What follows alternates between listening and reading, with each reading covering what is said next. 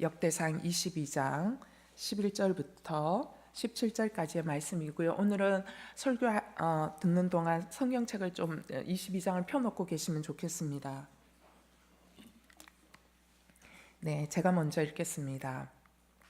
내 아들아, 여호와께서 너와 함께 하시고 내가 잘 되며 내게 말씀하신 대로 내가 내 하나님 여호와의 집을 짓기 바란다.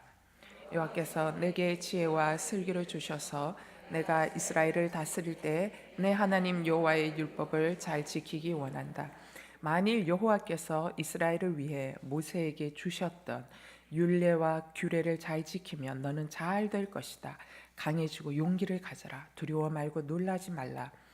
내가 여호와의 성전을 위해 애써서 금 10만 달란트, 은 100만 달란트, 무게를 달 수 없을 만큼 많은 청동과 철, 또 나무와 돌을 준비했다. 이제 너는 그것에 더할 것이다. 내게는 일꾼들이 많다. 석수 장이들과 목수들과 갖가지 재주가 있는 사람은 물론 금, 은, 청동, 철을 잘 다루는 사람도 수없이 많다. 이제 일을 시작하여라. 여호와께서 너와 함께 하신다.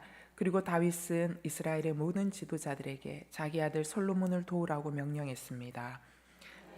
그들에게 말해, 너희 하나님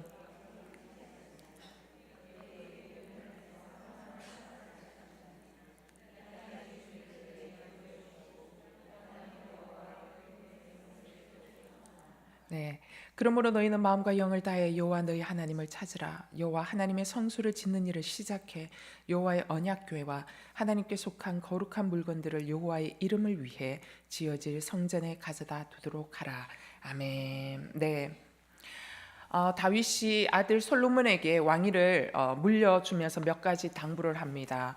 군대 장관이었던 요압을 어떻게 처리할 것인지, 또 그리고 자신에게 돌을 던지며 저주했던 시므이의 죄를 간과하지 말라라고 이야기하는 아주 몇 가지의 당부들이 있지요. 그 중에서 한 가지 가장 중요했던 당부가 오늘 22장 나왔던 여호와의 성전 건축에 대한 당부를 다시 재차하고 있습니다. 예, 다윗은 성전 건축을 위해서 왕으로 있는 동안 최선을 다해서 준비했습니다. 다윗이 성전 건축을 위해서 물적인 준비도 있지만 그는 성전을 건축하기 위해서 그것들을 감당해낼 수 있는 사람들까지도 그가 다 준비했습니다.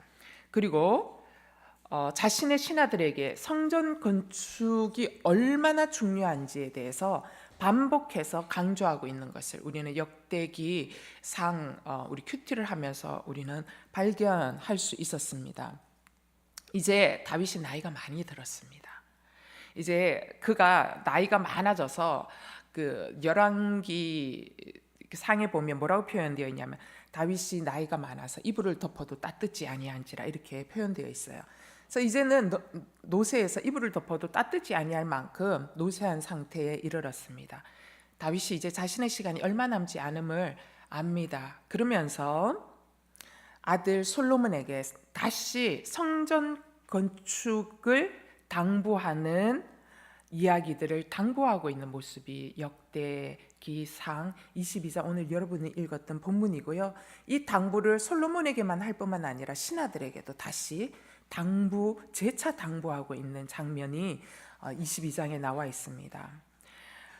다윗이 솔로몬과 신하들에게 이 성전 건축을 당부하고 있는 이 당부 속에는 그의 고백 속에 몇 가지를 볼 수 있는데, 성전 건축을 위해서 하나님께서 그동안 자신에게 허락해 주셨던 풍성한 은혜, 그리고 그 풍성한 은혜에 대한 감사의 고백이 여기에 쭉 펼쳐져 있습니다. 저는 이 다윗의 고백, 풍성한 은혜와 감사의 고백을 역대기 저자가 상세히 적고 있거든요. 이거를 열왕기서에는 기록하고 있지 않은데 역대기 저자가 역대기의 저자는 에스라로 봅니다. 학사 에스라가 모든 유대 문헌들을 일일이 다 찾아서 이것을 다시 상세하게 기록하여 이 고백들을 담아놓고 있습니다. 이유가 있지요. 그래서 이 다윗의 고백을 통해서 역대기 저자였던 에스라가 돌아온 포로귀한 백성들에게 하고 싶었던 이야기들을 저는 오늘 또 세 가지 메시지로 좀 축약해서 정리해 보았습니다. 첫 번째 역대기 저자가 얘기하고 싶었던 것이 뭐였냐? 첫 번째, 하나님 중심의 신앙을 살아야 된다라는 거였습니다. 5절 말씀에 보면, 여러분 성경책 펴 보면 5절이 있습니다. 5절에 이렇게 말하고 있습니다. 다윗이 아들 솔로몬을 위하여 성전 건축을 준비한 이유에 대해서 얘기하는데, 다윗이 말했습니다. 내 아들 솔로몬은 아직 어리고 경험이 없다. 그러나 여호와를 위하여 지어야 할 그 집은 아주 크고 아름다워서 모든 나라들이 보기에 대단한 명성과 영광을 지녀야 한다. 그러므로 내가 그것을 위해 준비할 것이다. 그리하여 다윗은 자기가 죽기 전에 필요한 것을 많이 준비했습니다. 하나님이 다윗이 그토록 성전 건축을 간절히 원했지만 허락지 않아서 넌 피를 너무 많이 흘렸다라는 거죠. 그래서 못 짓게 하셨습니다. 그러면서 아들 솔로몬이 지을 수 있도록 허락해 주셨습니다. 자, 여러분, 하나님이 내가 그토록 하고 싶어 하는 거를 너는 안 돼. 나는 주를 위해 열심히 살았는데 너는 그 부분은 좀 안 되잖아. 이렇게 얘기하면 여러분, 우리 마음이 얼마나 그렇습니까? 그러면서 내가 봤을 때는 저 사람은 나보다 덜 될 것 같은데 그 사람이 해야 된다. 이렇게 하면 우리 마음속에 어떤 생각이 돼? 그래, 내가 못할 거면 저 사람이 알아서 하겠지. 내 신경 쓸 바 아니야. 우리가 이렇게 생각할 수 있잖아요. 근데 다윗은 내 손으로 지을 수 없으면 내 신경 쓸 바가 아니다라고 하면서 성전 건축에 무관심하지 않았다라는 것이죠. 오히려 다윗은 자신이 성전 건축에 직접 참여하지 못하지만 성전 건축을 위한 준비는 해줄 수 있지 않을까. 내가 하나님 성전 건축을 너무너무 사모하고 여호와의 집을 짓고 싶은 소망이 있는데 내 손으로 못 짓게 하시니까 그 안에 달릴 수 있는 못, 뭐 이런 것들 있잖아요. 청동, 뭐 이런 것들, 금, 이거는 내가 해주고 준비하고 싶은 거예요.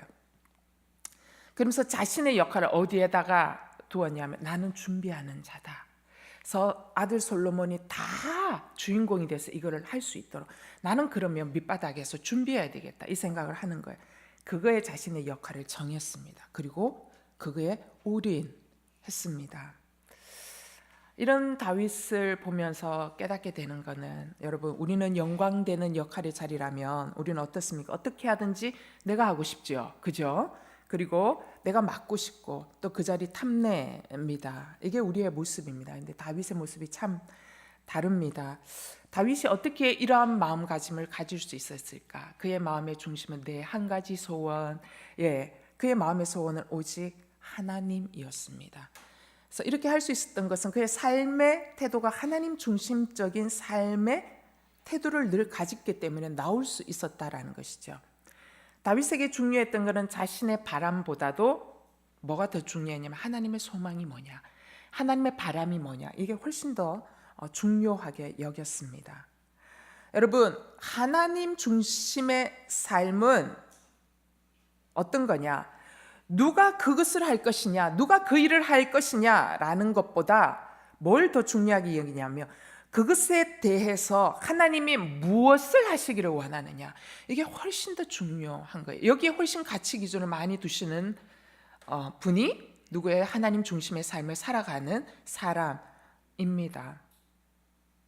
따라서 그것에 대해 하나님이 무엇을 원하시고 계시느냐라는 것을 늘 질문하는 이런 사람들은 어떤 일에 있어서 내가 아닌 하나님이 다른 사람을 원하신다 할지라도 기꺼이 그 사람에게 어떻게 해요?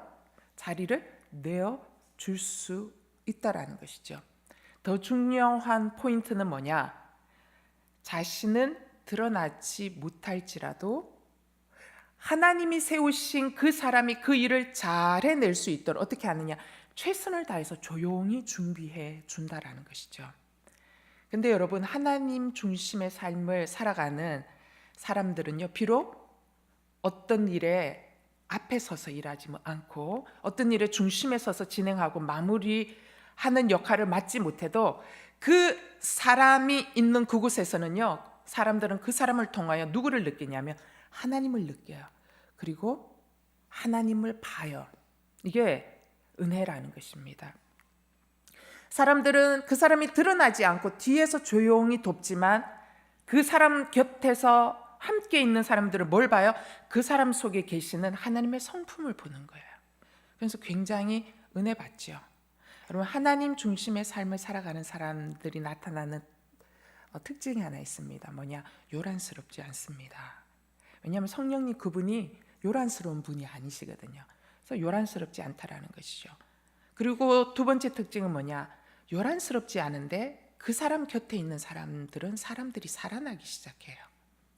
사람들이 살아나기 시작하고 그 사람 곁에 있는 사람들은 어떻게 돼요? 그 사람이 하나님이 가장 중요한 사람이기 때문에 그 사람 곁에 있는 사람들도 어떻게 돼요? 하나님이 가장 중요하다고 여기는 사람으로 서서히 바뀌어져 간다라는 것이죠. 그렇게 사람들을 변화시켜 나가나. 이게 하나님 중심의 삶을 살아가는 사람들이 원하지 않았지만, 그런 의도로 살지 않았지만 그러한 생명력이 그냥 나가는 거예요. 여러분, 향수 뿌리면 내가 향수를 모은다고 향수가 안 나가나요? 아니잖아요. 향기가 나가는 거예요. 하나님 중심의 삶을 살았던 성경의 대표적 인물이 요셉이지요. 창세기 39장 3절 말씀 한번 읽겠습니다. 창세기 39장 3절. 네, 한번 읽어볼까요? 시작. 요셉의 주인은 여호와께서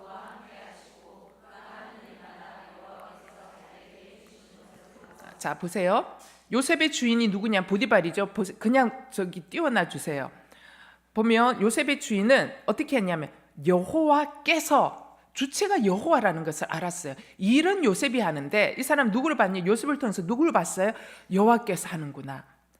여호와께서 어떻게 함께하고 있다라는 것을 본 거예요. 그리고 또 뭐라고 얘기하냐면 여호와께서 잘되게 해주는 거구나 라는 것을 뒤에 뭐라고요? 보았습니다 라고 표현하고 있어요. 여호와께서 잘되게 땡땡땡 해주는 것을 보았다. 여호와께서 형통케 해주시는 것을 보았다. 여호와께서 함께 해주시는 걸 보았다. 여호와께서 요셉을 지혜롭게 하는 것을 보았다. 여호와께서 요셉에게 인내케 하는 것을 보았다. 여호와께서 요셉에게 참게 하시는 것을 보았다. 여호와께서 요셉에게 기뻐하도록 하시는 것을 보았다. 여호와께서 요셉에게 찬양토록 하시는 것을 보았다. 여호와께서 요셉에게 선한 언어로 격려하도록 하시는 것을 보았다. 여기에 다 포함될 수 있는 것이라는 거죠. 요셉의 주인이었던 이집트 사람 보디발이 보았던 것은 하나님을 본 거예요. 하나님. 자, 요셉이 보디발에게 그러면 어떤 하나님을 보여줬냐? 신실한 하나님, 진실된 하나님을 보여줬어요. 그게 4절에 나옵니다. 39장 4절 자막 보여주세요. 시작. 요셉은 주인의 눈에 들어 가까이서 그를 섬기게 했습니다. 보디발은 그에게 집안일을 맡기고 자기가 가진 것을 다 관리하게 했습니다. 보디발이 요셉을 통해서 뭘 봤냐? 신실한 하나님, 진실된 하나님, 진정성 있는 하나님을 봤어요.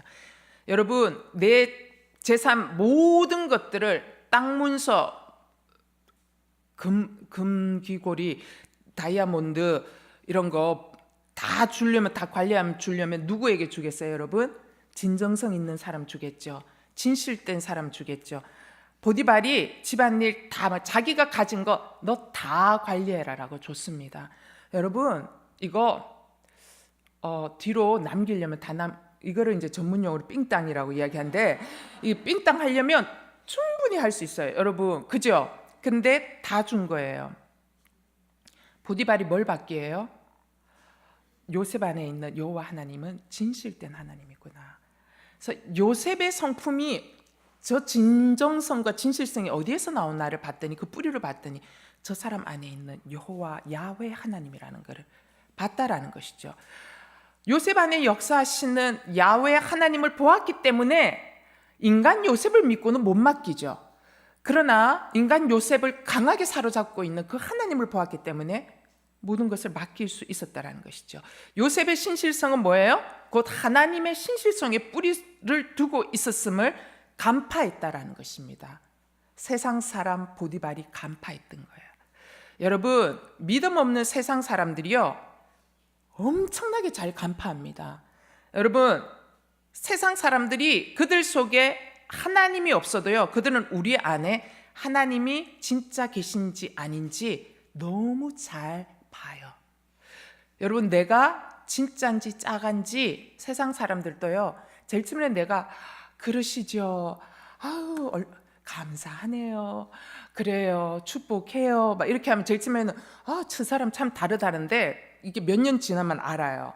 그러나 오래 두고 보면 그 사람이 감사한 게 진짜 감사한 거구나. 그거 알거든요.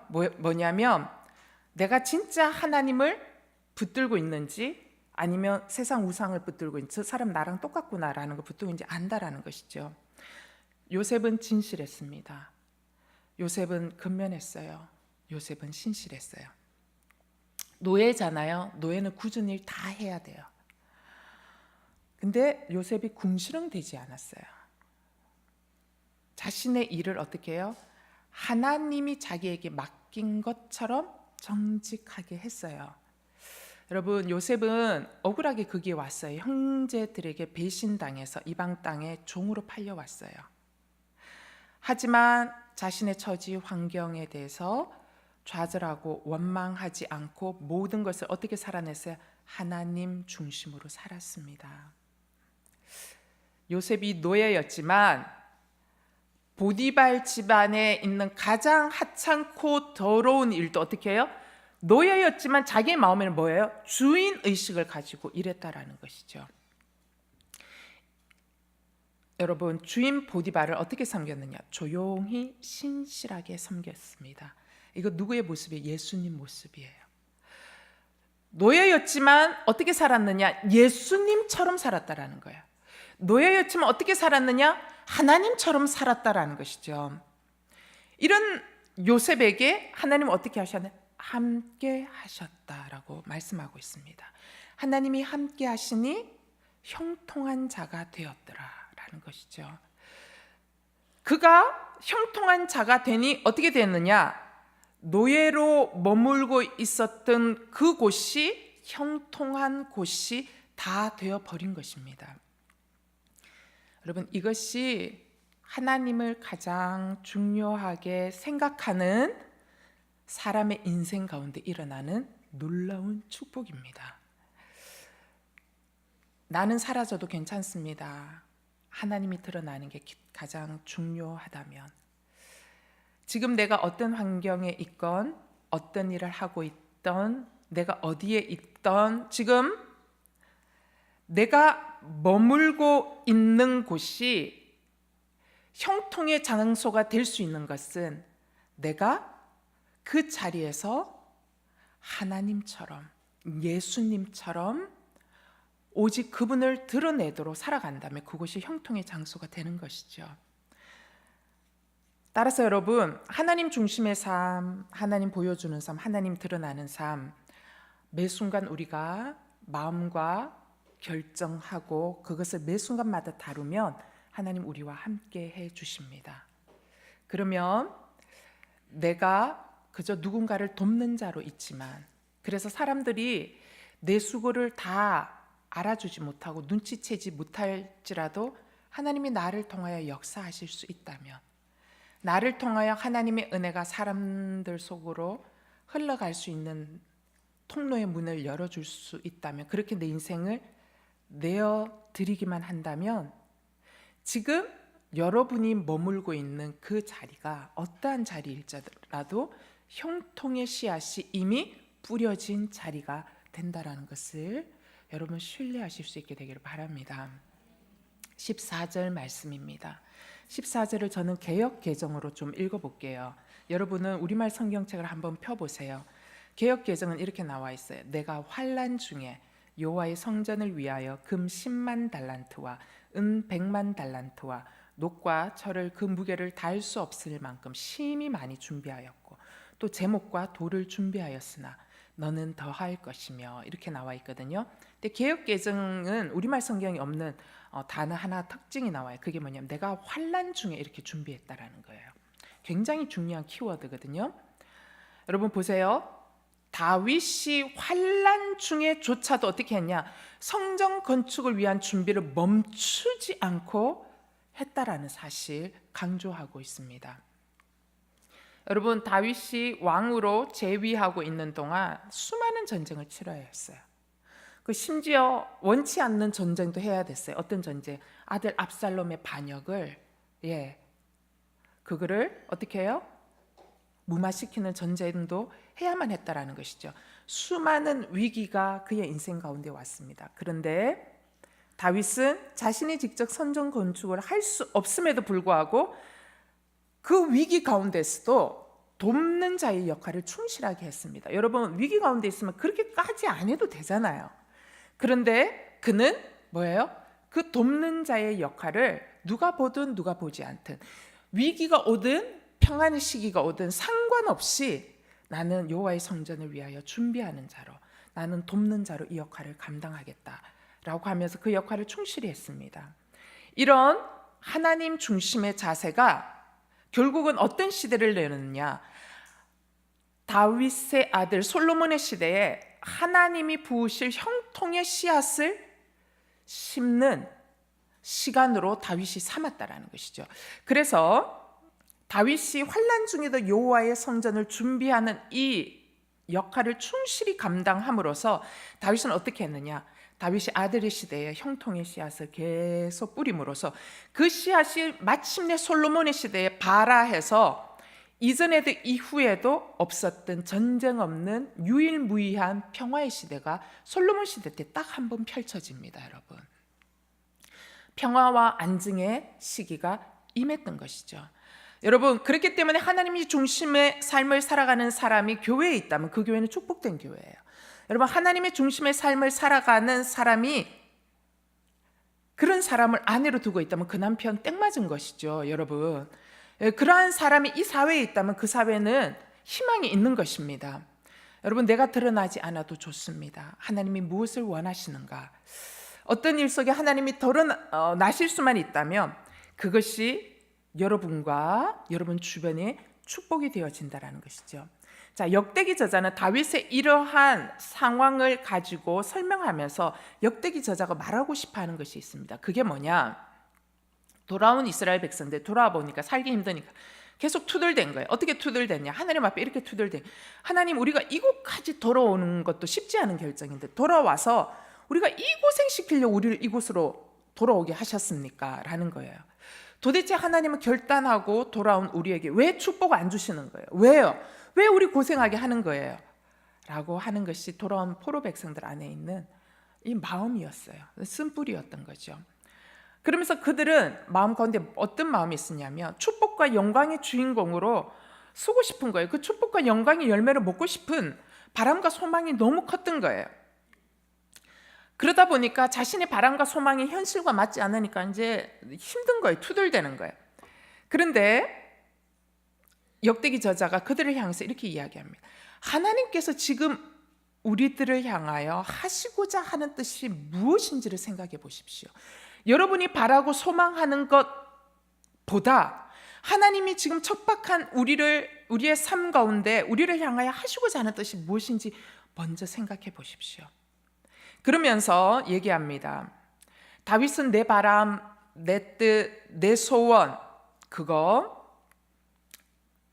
추구하지 않았고 그냥 잠잠히 솔로몬 시대 때 성전 건축할 수 있도록 자신의 역할 충실히 감당해냈던 것처럼 우리 역시도 그것이 지금 필요한 시대입니다라고 이야기하고 있습니다.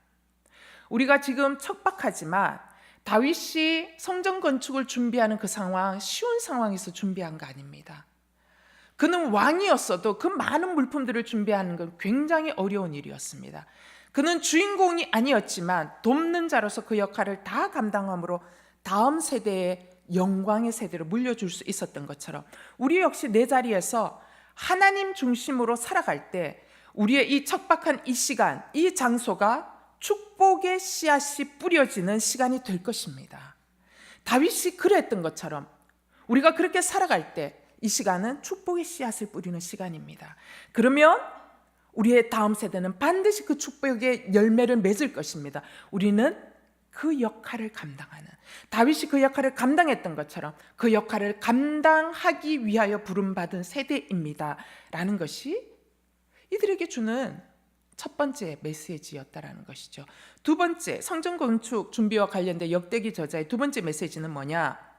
평화와 안정의 시기에는 사명이 있다라는 것이죠.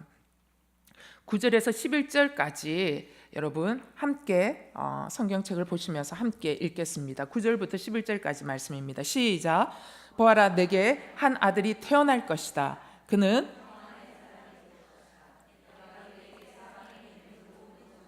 평안을 안겨줄 것이다. 그의 이름은 솔로몬이니 내가 그가 살아있는 동안 이스라엘에 평화와 안정을 줄 것이다. 그가 바로 내 이름을 위해 집을 지을 사람이다. 그는 내 아들이 될 것이고 나는 그의 아버지가 될 것이다. 그리고 내가 이스라엘을 다스릴 그의 왕자를 영원히 세워줄 것이다.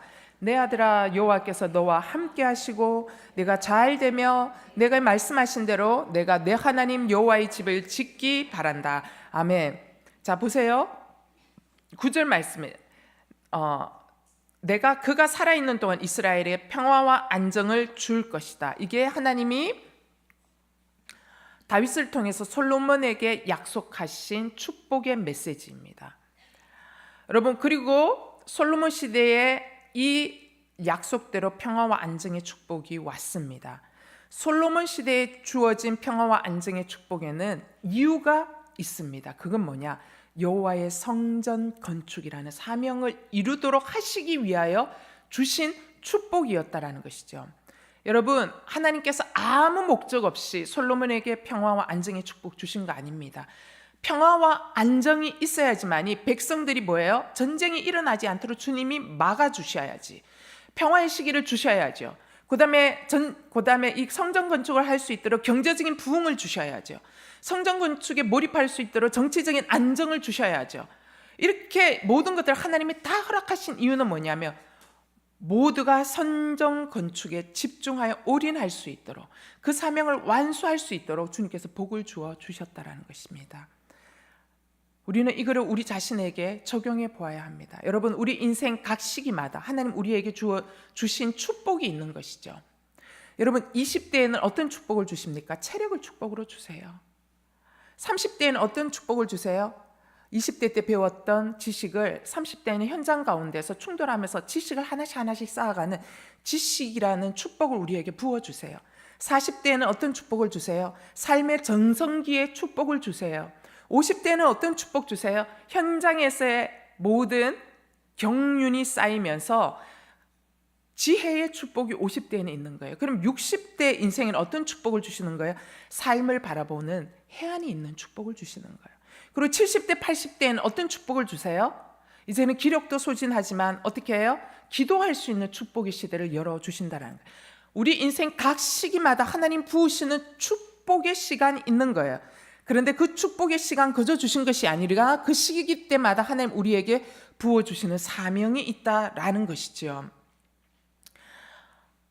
여러분, 이 시간 나와 있는 자매님들, 이 시간에 예배할 수 있다면 여러분은 맞벌이 부부는 아니다라는 것이죠. 여러분, 맞벌이 하지 않는 자매님들 축복받은 거예요. 예. 그런데 여러분, 그 축복에 사명이 있어요. 우리가 그 사명을 잊어버리면 안 돼요. 그 사명 잊어버리면 방자하게 살아요. 그래서 우리에게 남편이 직장 가서 생활하고 우리가 함께 맞벌이 하지 않는 거, 이거 축복이라는 거죠. 어떤 사명을 우리에게 주시기 위해 이런 축복을 주셨는 여러분, 여러분의 가정을 하나님의 나라로 만들 사명이 있는 것이지요. 자녀 양육에 힘써야 하는 사명이 있습니다. 여러분, 축복합니다. 자녀들 아침에 빈속으로 학교 보내지 마십시오. 예. 여러분, 자녀들 아침에 꼭 밥 먹여서 보내세요. 예. 저는 밥 먹여서 잘 못 보내요. 교회를 너무 일찍 와요. 네. 어쨌든 여러분, 제가 이렇게 당당하게 이야기할 수 있는 거는 제가 사역을 하기 전에 집에 주부로 있을 때는 우리 자녀들이 늘 고백해요. 엄마는 아침에 기를 쓰고 아침부터 찌개 끓이고 생선 굽고 해서 자기들 밥을 먹였다라는 거 내가 자랑합니다. 여러분, 그거 자녀들 꼭 밥 먹여 보내셔야 돼요. 밥이 아니라 사랑을 먹고 가는 거예요. 밥이 아니라 안정감을 먹고 가는 거예요. 여러분, 그 자리에 두신 이유 그거 주라고 주신 사명이 있는 줄 믿습니다. 밥 꼭 먹여 보내세요. 그리고 밥 먹여 보내고 자지 마세요. 제발. 밥 먹여 보내고 나서 여러분 집 청소하셔야죠. 청소하고 난 뒤에 어떻게 하느냐? 세수하고 어떻게 해야 돼요? 바로 교회로 와서 큐티 책을 펴시고 본당에 와서 기도하셔야죠. 여러분, 하나님께서 여러분에게 여유 있는 시간 주셨어요. 여러분 바쁘다고 얘기하는데 왜 바쁘세요? 들어보면 쓸데없는 일에 바빠요. 여유 있는 시간 주신 거 커피 마시고 놀고 쇼핑하라고 주신 시간 아닙니다. 그러나 가끔은 필요합니다. 예. 주님이 그거를 죄라고 이야기하진 않으세요. 그러나 그것이 주가 되면 죄입니다, 여러분. 그러나 여러분이 여유 있는 시간 주신 거 뭐예요? 자녀들 양육, 가정을 하나님의 나라로 만들라고, 그리고 중보하라고 기도의 시간으로 주신 것입니다. 여러분, 큐티하시고 나오셔서 기도하시고, 그러고 나서 무엇을 위해서 기도해야 돼요? 나 자신, 말씀을 통하여 나 자신을 돌아보며 회개할 거 회개하고, 붙들 말씀 붙들고 결단하고 기도해야 되고, 두 번째, 직장에 있는 남편을 위하여 중보하셔야지요. 어떻게 중보해야 돼요, 여러분? 남편이 직장 있는 그곳에서 여호와의 집을 지을 수 있는 중보자로 세워 주시옵소서 라고 여러분 기도하셔야죠. 그리고 자녀들 기도로 중보하고 다음 세대들 축복해야죠. 그리고 이 땅의 다음 세대들 축복해야죠. 여러분, 중보자로 여러분 세워 주신 것입니다. 여러분, 여러분의 하루의 24시간 가운데 가장 좋은 오전 시간을 주님 앞에 토막으로 내어 드리십시오. 아멘 하신 여러분 모두에게 토막으로 주시는 그러한 은혜가 있기를 바랍니다. 인생의 각 시기마다 하나님 우리에게 축복 주셨어요. 우리의 인생의 각 시기마다 주신 축복 가운데 토막을 주님 앞에 올려드리는 인생 되기를 바랍니다. 여러분, 인생의 축복에는 언제나 사명이 있음을 잊지 마셔야 합니다. 이 부분에 대해서 역대기 저자가 말합니다. 포로귀한 백성들이 이렇게 얘기합니다. 우리가 이 땅으로 돌아왔지만 이게 과연 축복이고 은혜입니까? 이게 과연 맞습니까?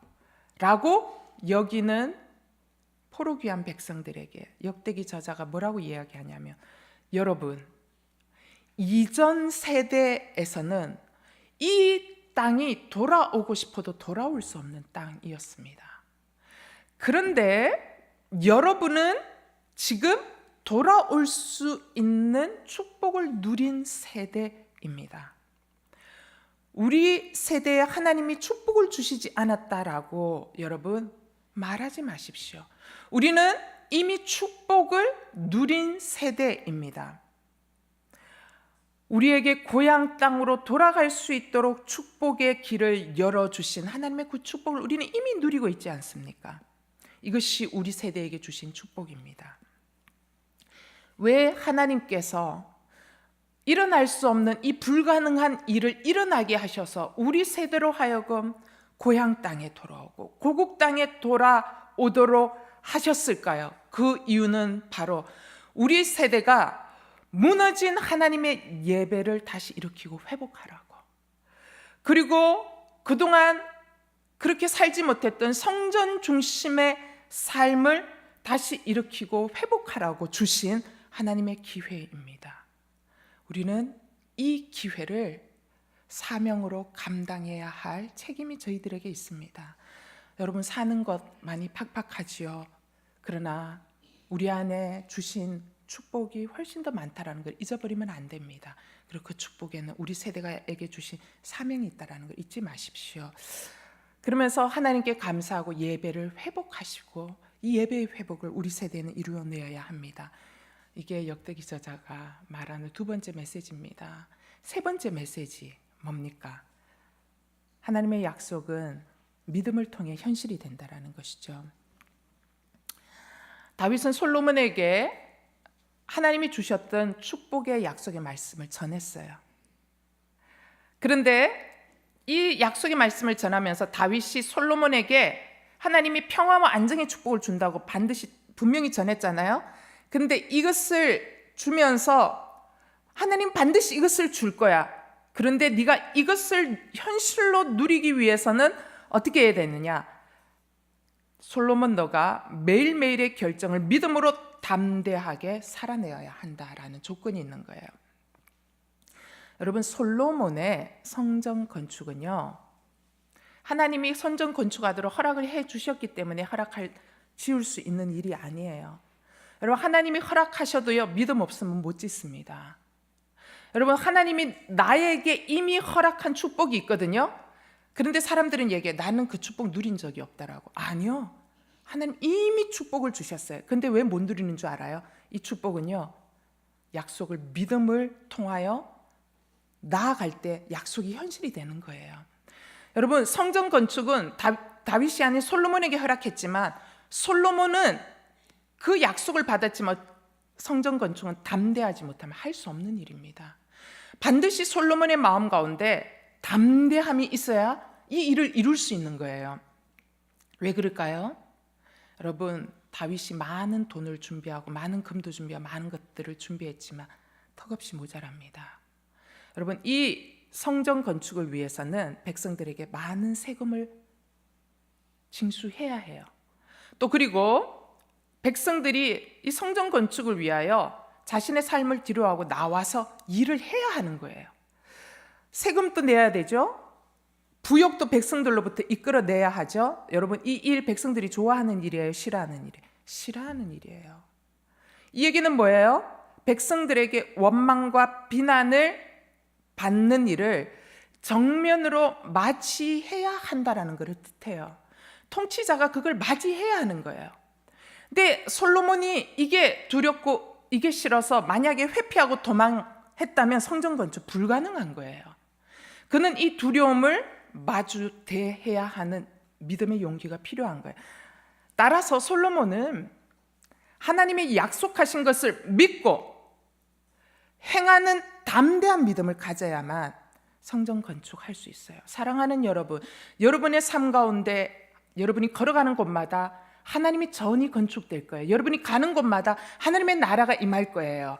하나님 반드시 약속해 주신 거예요. 근데 언제 내가 믿음으로 담대함으로 나아갈 때 그게 현실로 이루어지는 것이죠. 여러분, 솔로몬의 집권 초기 솔로몬의 나라가 안정되지 못했습니다. 그때 혼란스러웠습니다. 그때 다윗이 솔로몬에게 이렇게 충고해요. 왕상 2장 2절에 보면 너는 힘써 대장부가 되라라고 이야기해요. 대장부잖아요. 그런데도 뭐라고 얘기합니까? 너 힘써서 대장부가 되라라고 이야기합니다. 여러분, 우리는 힘써서 대장부가 되어야 하는 것이에요. 사단은 우리로 하여금 날마다 거꾸로 때리게 해요. 사단은 날마다 우리로 하여금 회피하게 해요. 도망가게 해요. 사단은 날마다 우리로 하여금 칭찬만 듣기를 원하고 뭐예요? 박수만 받기를 원하도록 하는 길을 원하도록 해요. 아니요. 여러분, 우리 안에 강하고 담대한 대장부가 되어야 합니다. 그래야 성전 건축을 할 수 있습니다. 너는 힘써 대장부가 되라. 이거 마치 모세의 뒤를 이은 여호수아에게 강하고 담대하라고 하나님께서 주셨던 말씀과 똑같은 거죠. 여러분, 위기의 순간에 대장부같이 담대할 수 있는 근거가 무엇입니까? 그건 하나님 말씀에 온전히 믿고 순종하고 따르는 것입니다. 12절, 13절 그리고 16절 후반부 말씀을 같이 읽겠습니다. 시작. 여호와께서 너에게 지혜와 슬기를 주셔서 내가 이스라엘을 다스릴 때 내 하나님 여호와의 율법을 잘 지키기 원한다. 만일 여호와께서 이스라엘을 위해 모세에게 주셨던 율례와 규례를 잘 지키면 너는 잘 될 것이다. 강해지고 용기를 가지라. 두려워 말고 놀라지 말라. 16절 후반. 이제 일을 시작하여라. 여호와께서 너와 함께 하신다. 여러분, 대장부처럼 담대할 수 있는 근거는 하나님의 약속의 말씀을 믿고 그 말씀에 순종하여 믿음으로 거듭을 내딛는 길밖에 없습니다. 여러분, 남자만 대장부가 되라는 법 없습니다. 여러분, 하나님의 권능을 들었고 그리하여 이스라엘 정탐꾼들을 목숨을 걸고 지켜주었던 기생 라합, 그녀의 내면에도 대장부처럼 담대한 믿음이 있었던 것이죠. 그리고 하나님의 함께 하심을 신뢰하고 하나님의 약속을 믿고 벌벌 뜨는 이스라엘 남자들을 다 이끌고 앞장서서 전장에 나갔던 여사사 드보라, 그가 그 일을 감당할 수 있었던 것은 뭐예요? 그 마음 안에 담대한 믿음을 붙들었기 때문입니다.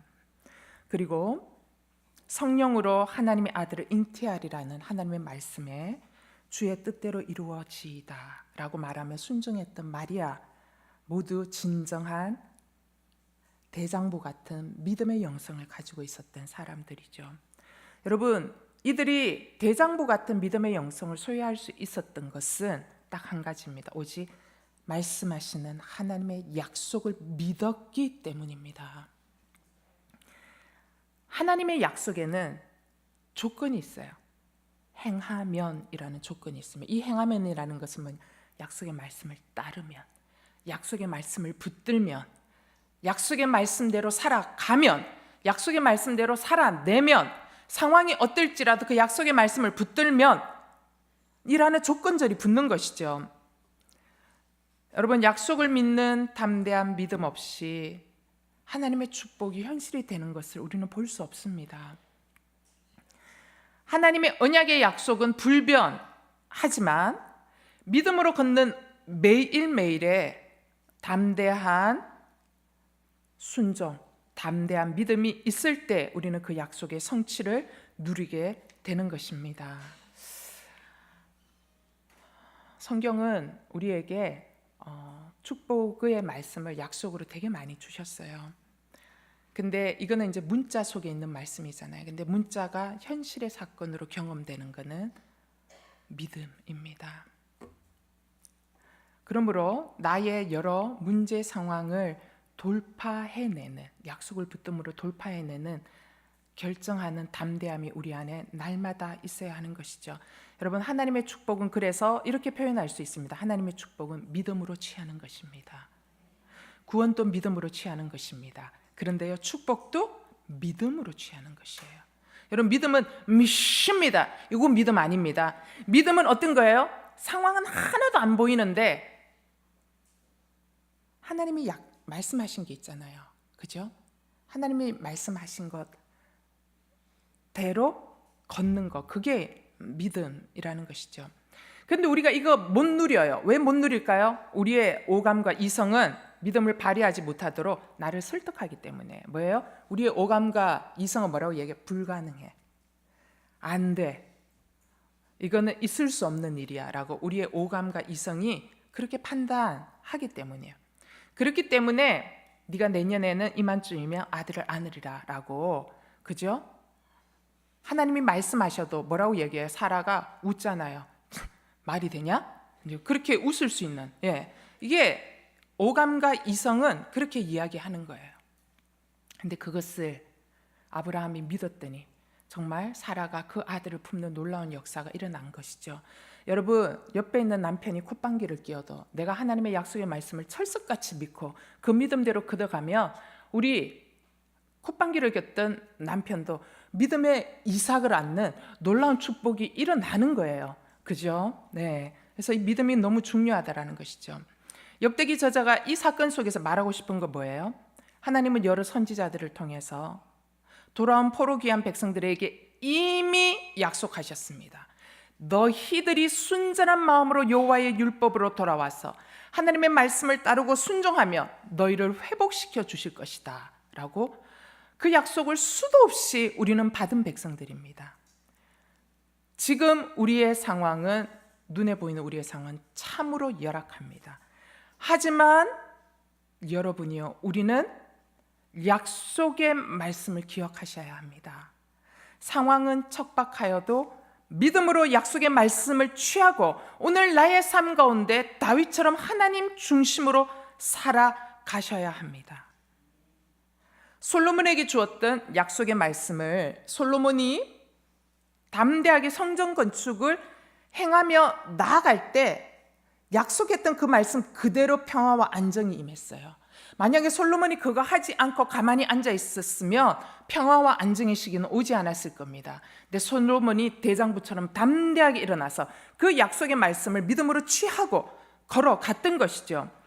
솔로몬이 그렇게 믿음으로 걸어가서 평화와 안정이라는 약속의 말씀을 현실로 이루어냈던 것처럼 우리 역시 지금 돌아온 포로 백성들의 삶은 척박하지만 우리의 이 척박한 삶을 믿음으로 살아갈 때 약속이 현실로 임하게 되는 것을 경험하게 되는 세대가 될 것입니다. 이게 역대기 저자가 이야기하는 거예요. 말씀을 정리하겠습니다. 역대기 저자가 이야기합니다. 다윗의 성전 건축 과정 상세하게 수록하면서 백성들에게 뭐라고 이야기해요? 다윗이 왕이었어도 성전 건축, 물품, 인력, 장비 준비하는 거 쉬웠을 거라고 절대로 생각하지 말라라는 것이죠. 다윗이 왕이었어도 이 일은 너무 버거운 일이었다. 이 일은 힘겨운 과정이었고 어려움 속에서도 끝까지 완수해내는 매일매일의 다윗이었어도 믿음을 결정하는 믿음이 필요했던 과정이었다라는 것이죠. 그러나 다윗은 힘들고 버거웠지만 포기하지 않았다라는 거죠. 포기하지 않고 건축할 사람이 자신이 아니었음에도 불구하고 다음 세대를 위하여, 다음 세대의 백성들을 위하여, 솔로몬 세대의 백성들을 위하여, 그리고 솔로몬을 위하여 어떻게 해요? 성전 건축이라는 준비 과정을 성실하게 감당해 내므로서 마침내 여호와의 성전이 완공되었고 솔로몬 시대에, 그리고 그 시대를 살아가는 이스라엘 백성들에게 평화의 시대가 임하도록 수고하였다라는 것입니다. 따라서 돌아온 포로 귀한 백성의 시대를 살아가는 우리 시대에 우리는 뭐를 할 것인가? 우리 역시 솔로몬 시대의 영광과 평화만을 그리워하는 세대로 남아있으면 안 된다라는 것이죠. 다윗이 자신의 시간 속에 다음 세대를 위하여 수고한 준비가 있었기에 평화의 시기가 왔던 것처럼 우리 역시 팍팍한 현장 속에 있지만 나의 시간 속에 다윗처럼 다음 세대가 하나님의 축복과 영광을 누리는 세대가 되도록 우리가 그 사명을 감당할 때 하나님께서 약속했었던 평화와 안정의 축복이 임할 것입니다. 이게 결론입니다. 여러분, 하나님 중심의 삶, 어떠한 상황 가운데서도 내가 드러나지 않아도 하나님이 원하시는 것이 무엇일까를 생각하며 살아갈 때에 그 자리가 축복의 씨앗이 심겨지는 자리가 되는 것이죠. 그리고 다윗처럼 자신의 시대 가운데 수고하는 것들을 포기하지 아니할 때에 다음 세대 가운데 놀라운 은혜의 축복을 줄 수 있었습니다. 평화와 안정이라는 축복을 줄 수 있었어요. 그리고 또한 우리의 이 시간 가운데 예배할 수 있는 시간을 허락하여 주신 이후에는 분명히 사명이 있다라는 것이죠. 어떤 사명이요? 우리의 자녀를 위하여 축복해야 할 사명, 우리의 남편을 중보해야 할 사명, 이 나라를 주님 손에 올려드려야 할 사명, 이 나라 가운데 하나님의 성전이 건축되어진, 무너진 성전이 다시 재건되어질 수 있도록 중보해야 할 사명이 우리에게 있다라는 것을 기억함으로 오늘 또 약속을 믿음으로 취함으로, 믿음 가운데 걸어감으로 약속이 현실이 되는 것들을 볼 수 있는 저와 여러분 되기를 바랍니다.